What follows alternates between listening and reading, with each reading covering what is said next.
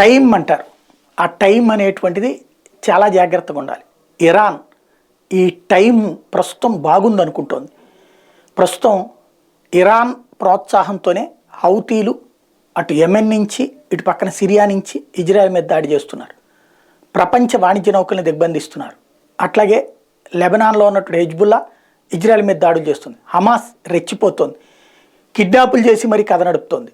Iran ఇంకా ఇంకా రెచ్చిపోతానే ఉంది. అమెరికాకి వార్నింగ్లు ఇస్తుంది, యూరప్ దేశాలకు వార్నింగ్లు ఇస్తుంది, మీ ఇంకా కొత్త హెచ్చరికలు జారీ చేస్తుంది. ఏంటయ్యా అంటే ఇజ్రాయెల్ని బహిష్కరించండి, ఇజ్రాయెల్ని వాణిజ్యంగా బహిష్కరించండి, ఇజ్రాయెల్ మీదన దాడులు కొనసాగుతాయి, ఇజ్రాయెల్కి మద్దతు ఇచ్చే వాళ్ళ మీద కూడా దాడులు కొనసాగుతాయి. ఏదైతే తాజాగా గుజరాత్ దగ్గరకు వస్తున్నటువంటి మ్యాంగ్లూర్ ఎయిర్పోర్ట్కి రావడం, మ్యాంగ్లూర్ పోర్టుకి రావడం కోసం అని గుజరాత్కి దగ్గరలోకి వస్తున్నటువంటి ఇజ్రాయెల్కి సంబంధించినటువంటి నౌకని ఎట్లయితే దాడులు చేశారో అట్లాంటి దాడులు చేస్తాం, డ్రోన్ల ద్వారా దాడులు చేస్తామని హెచ్చరిస్తోంది.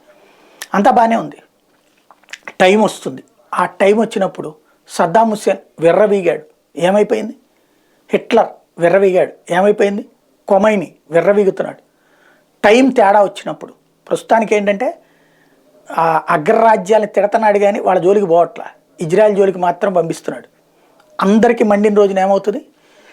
వాణిజ్య వ్యాపారాలను బంద్ చేయాలంటే చూస్తూ ఊరుకుంటారా? తీవ్రవాది కోసం తగ్గుతుందా ప్రపంచం? తగ్గితే ప్రతి తీవ్రవాది భయపెడతాడు.